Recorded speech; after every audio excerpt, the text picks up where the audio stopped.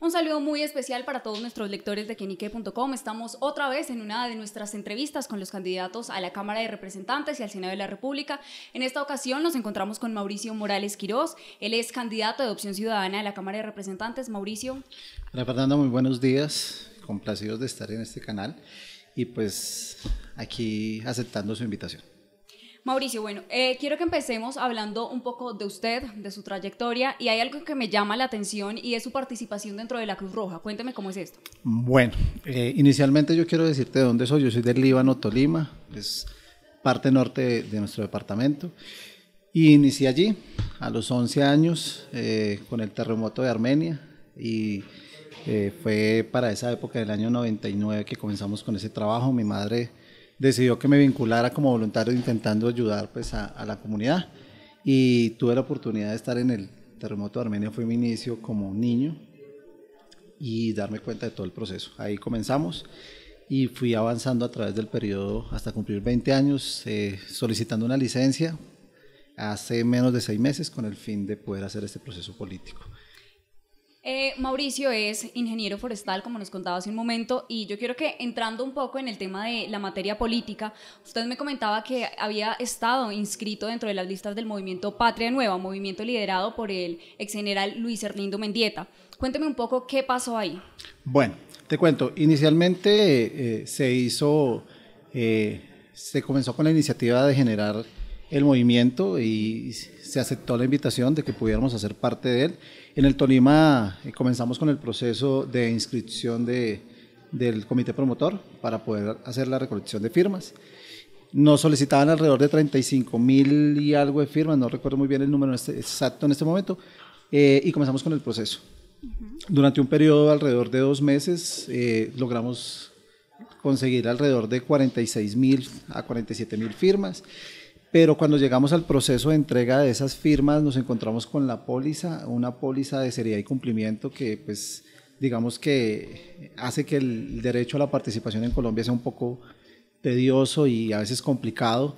Una póliza que llega a costar alrededor de 150 millones de pesos y que hay que pagarla y solamente presentar las firmas. Entonces de alguna manera tuvimos ese problema, logramos poder confrontar eso, pero cuando se dio la forma de hacerlo no tuvimos la posibilidad de que nos vendieran la póliza, razón por la cual pues Opción Ciudadana como partido decidió darnos la posibilidad de inscribir la candidatura debido a que pues se dieron cuenta del trabajo titánico de recoger 47.000 firmas en el Tolima. Claro, un esfuerzo importante y cabe destacar acá ese trabajo que han realizado en el departamento del Tolima. Yo quiero saber, usted como ingeniero, ¿por qué lanzarse a la política? Bueno, te cuento, mi trabajo a nivel social desde que comienzo en la Cruz Roja, desde muy pequeño, inicia también desde el sector forestal que nos permite de alguna manera trabajar con comunidades. La parte ambiental y forestal permite eso, llegar a esos rincones donde la demás o las personas del común no pueden llegar. Todo fue un trasegar y medida a medida que iba trabajando tanto en el sector público como en el privado me iba dando cuenta de ese proceso. ¿Cómo terminé? Digo, y entendí que por invitación de la misma comunidad. O sea, no tengo un padrino político que me haya dicho lo necesito ni para relleno ni para que tampoco haga el esfuerzo político, sino fue la misma comunidad que me dijo necesitamos que muchas cosas de las que usted nos ha enseñado o que ha trabajado con nosotros pues las haga como visibles. Entonces pasar del dicho al hecho, como me dicen a mí. Usted hace parte de las caras nuevas que van a ser parte del Congreso en esta nueva legislatura. Esas caras nuevas están representando también a un grupo de jóvenes. ¿Qué es lo que trae usted para la juventud ahora? Yo creo que inicialmente, aunque sea un discurso o una palabra muy tocada, una frase, perdón, el de no las mismas con las mismas creo que hace que ese proceso sea totalmente distinto. No tengo, como te digo, un padrino político, no tengo a quien deberle más que al elector. Y de alguna manera eso facilita. En el Tolima está pasando algo muy curioso y es que hay muchas caras nuevas, tal vez por esa misma iniciativa que tenemos, de poderle hablar a la gente de frente. De alguna manera decidimos no hablar con el interventor de la parte política, que para nosotros el interventor de alguna manera son los líderes, sino hablar directamente con las personas que son los votantes. Entonces digamos que eso nos ha facilitado. Lo nuevo que podemos hacer dentro del proceso es que no tenemos la incidencia política y tradicional. Estamos haciendo una política totalmente distinta, transparente, con recursos totalmente bajos comparados contra otras campañas. Yo quiero hacerte un ejemplo. Para la recolección de firmas decían que más o menos necesitábamos 120 millones de pesos para eso. No nos gastamos ni el 10% de eso, porque de alguna manera fue con iniciativa voluntaria, todo el mundo aportaba y por eso mismo decidimos no dejar este trabajo atrás. Importante. Bueno, veníamos conversando y hay varias propuestas en las que es fuerte y es bien preciso. Yo quisiera que habláramos puntualmente de varias de ellas y empezáramos por un poco la seguridad, que es un tema que preocupa bastante a la ciudadanía en estos momentos de posconflicto. Ok, en relación a la seguridad, yo creo que primero es como darle el pie a la fuerza pública. De alguna manera la seguridad también ha sido porque sentimos que la fuerza pública no ha sido respetada en su actuar de alguna manera y a veces se sienten un poco maniatados. Entonces es como el replanteamiento de la seguridad que se vive tanto a nivel rural como municipal y como urbano, perdón. Y eso lo reflejamos, por ejemplo, en la ciudad de Ibagué.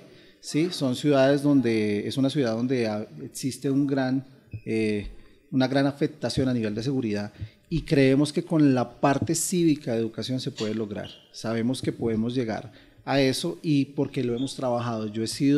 He tenido la fortuna de ser educador y he tenido la posibilidad de entrar a barrios donde es casi imposible entrar, pero he sabido que con la educación es posible hacerlo. O sea, creemos que si la política se hace con amigos, la seguridad con amistad se puede lograr. Otro tema importante es la educación. Usted me mencionaba la Universidad del Tolima. ¿Cuál es el problema? Bueno, la Universidad del Tolima es por sí de donde soy egresado y obviamente la siento como propia porque allí estudié.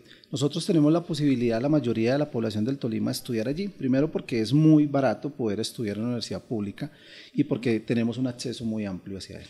La Universidad del Tolima sufrió una problemática a nivel del déficit presupuestal, lo cual hizo que prácticamente se puede llegar a cerrar. Y en ese ámbito, pues nosotros tenemos una gran problemática porque si la Universidad Pública del Tolima llega a cerrarse, o por lo menos si no logra afianzarse en la parte financiera, pues muy posiblemente muchos de nosotros o de nuestros hijos o muchos de los amigos o pobladores del Tolima no van a poder seguir estudiando en la universidad.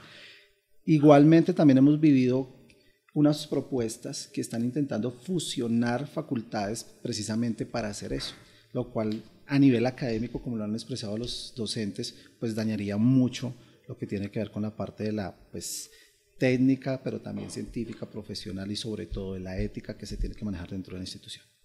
Este es un tema que hablamos directamente del departamento del Tolima, pero usted como representante a la Cámara, si bien está en representación de este departamento, yo quiero también que hablemos un poco a nivel general. Okay. La universidad pública está también pasando por una crisis, evidentemente, a lo largo del país, y hay un programa también que me gustaría que tocáramos, que es Serpi lo Paga, que ha estado implementado durante este gobierno. ¿Cuál es su opinión frente a estos temas? Serpi lo Pago me parece un planteamiento de este gobierno que es muy aceptable, que alcanza pues que aquellos que no tienen la posibilidad de estudiar en una universidad privada puedan llegar a esas universidades. Ahí lo preocupante que uno ve es que ese presupuesto que se asigna hacia esa universidad privada a veces deja de ser asignado hacia la universidad pública y con lo que se le paga un pilo paga cuántos cupos pueden o cuántas asignaciones pueden haber hacia una persona que puede estudiar en una universidad pública.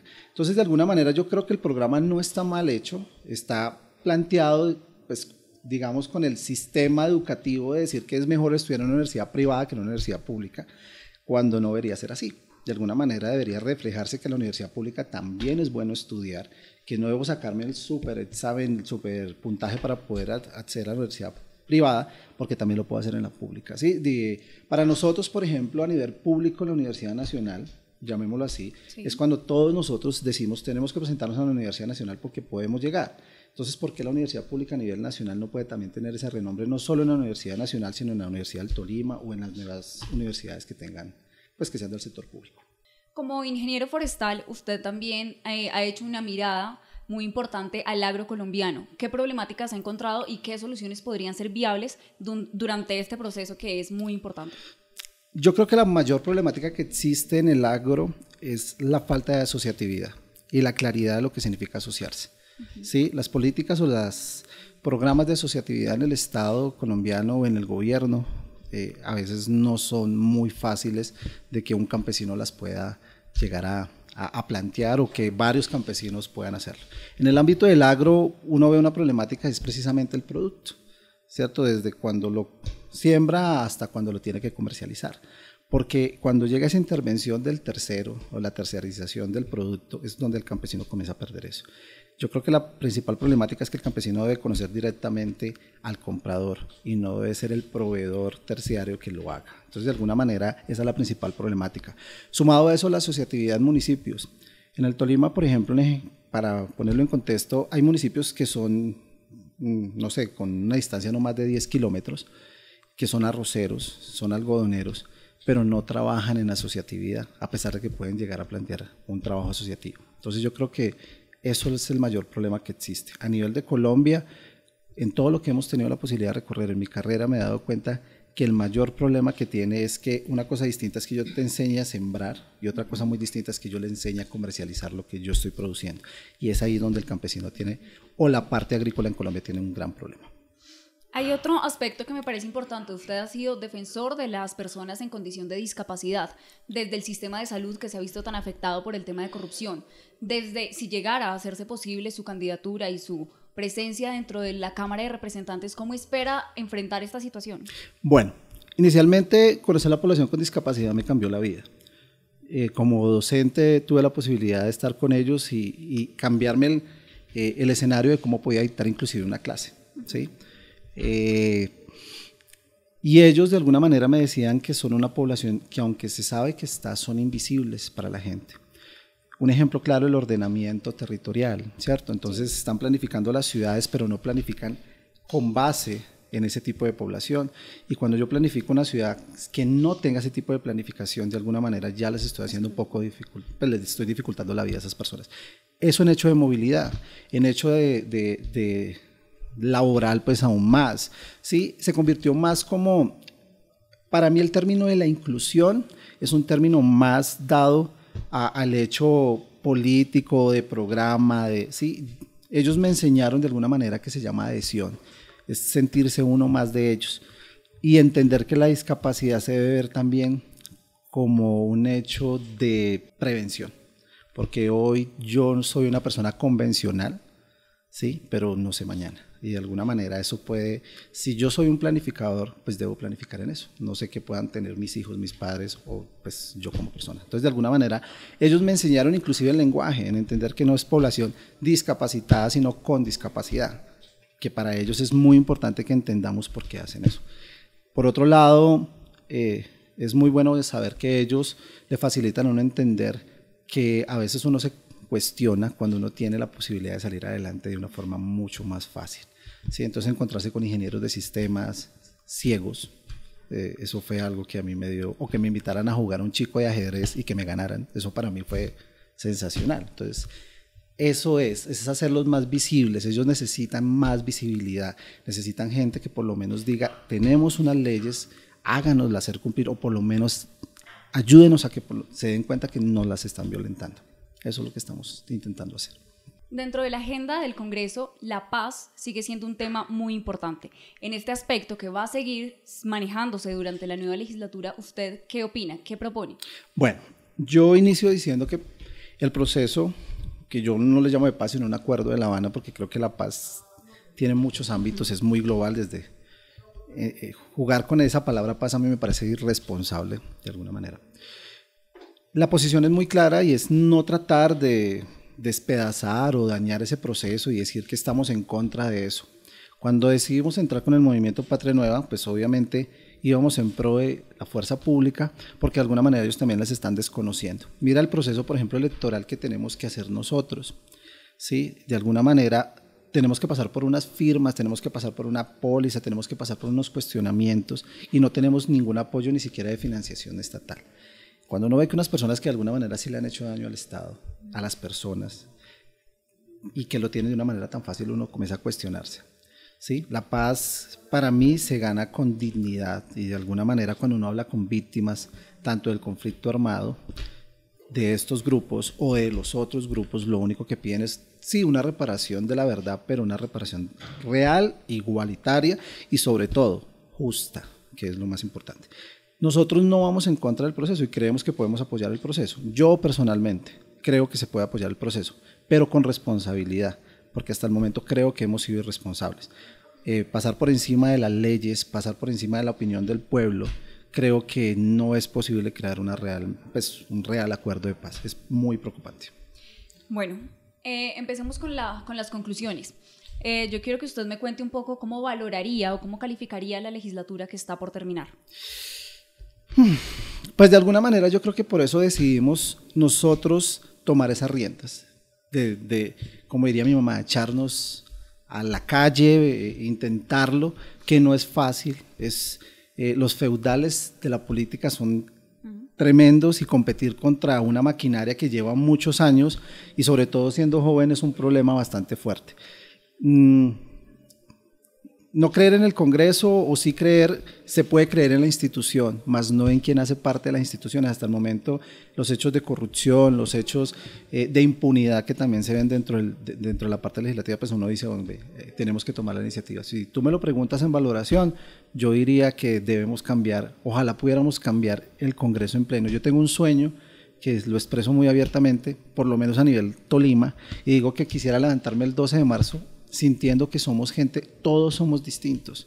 O sea, eso sería un cambio para la parte regional, porque la gente no entiende que lo que se está viviendo en este momento es muy importante, ¿sí? La parte legislativa es sumamente importante, pero de ahí también depende que esa área local, que es la base de toda la gobernabilidad, ¿cierto?, comience a cambiar, porque si siguen los mismos, nada va a pasar, todo vamos a seguir en el continuismo. Gente que lleva 20, 40, 15, 16 años, no se puede hacer. Por ahí dice una frase, ¿cómo vamos a pedir el cambio si votamos por los mismos? No, eso no tendría pues razón de ser. Correcto. Todos los candidatos tienen un proyecto o un plan que abanderan. Es un plan principal y a pesar de que ya hemos hablado de diferentes propuestas en las que usted se enfoca, a la gente le gusta saber cuál es como ese proyecto con el que usted se va a comprometer si llegan a votar por usted. ¿Con qué se compromete? Mi proyecto bandera está enfocado en el desarrollo sostenible, ¿sí? Emanado desde la gobernabilidad y dentro de la gestión pública, que finalmente es lo que tenemos que hacer nosotros como legislativos. Pero sobre todo el mayor proyecto que tenemos es educar. Para nosotros la política se hace con educación. Eso lo hemos hecho durante todo el proceso de recolección de firmas. Tuvimos la posibilidad de trabajar con comunidades indígenas, tuvimos con negritudes, con madres casas de familia, explicándoles todo el proceso de lo que significa este tipo de votaciones. No intentando solo que conocieran nuestra propuesta, sino también que entendieran realmente por qué se está votando, qué hace un congresista, que es lo más importante, ¿cierto? Hay gente que no sabe qué hace un congresista, que cree que un congresista hace lo mismo que hace un alcalde que gobierna. Entonces, de alguna manera, ese es el enfoque del proyecto que estamos llevando, de la mano obviamente con la parte ambiental, la parte de la población con discapacidad y todo lo que tiene que ver con la fuerza pública, madres, cabezas de familia, jóvenes sobre todo.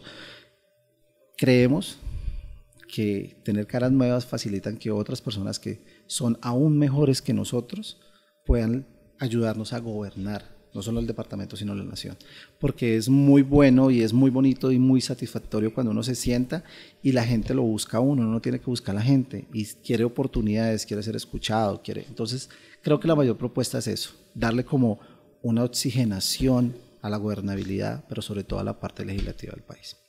Mauricio, comparto con usted los micrófonos de Quenique.com para que le haga a todos nuestros lectores la invitación para que lo acompañen en esta contienda electoral que se avecina el próximo 11 de marzo. Bueno, la invitación es clara. Soy un ciudadano como cualquier otro que me tocó salir de la universidad pública, conseguir trabajo, soy una persona que hace lo que la mayoría hemos tenido que hacer y es vivir detrás de un contrato para intentar saber eso y sabemos lo duro que eso ha sido. Por eso decidimos darnos a esta contienda y creemos que vamos por un muy buen camino. Estamos intentando hacer una política transparente y la idea de esa política transparente es precisamente hablar a la gente y no tener rabo de paja, porque hasta el momento, gracias a Dios, hemos podido hacerlo de frente sin ningún problema. La invitación es que nos apoyen en el Tolima para aquella población que permite y que entiende que esto tiene que cambiar. Así como mi madre en algún momento me dijo, Mauricio, hay que pasar del dicho al hecho, creo que llegó el momento de hacerlo. Por eso quiero que nos apoyen por el Partido Acción Ciudadana. Somos el 102 por Cámara de Representantes del Tolima y tenemos un eslogan que decimos en el Tolima: vivimos juntos, decidamos juntos. y de alguna manera por eso nos llamó la atención, porque eso es lo que estamos precisamente buscando. Bueno, esta es otra de nuestras entrevistas con los candidatos a la Cámara de Representantes y al Senado de la República. Nos acompañó Mauricio Morales Quirós, él va por el partido Opción Ciudadana de la Cámara de Representantes y los esperamos en una próxima oportunidad. Esto es Quienique.com, el placer de saber, ver y oír más.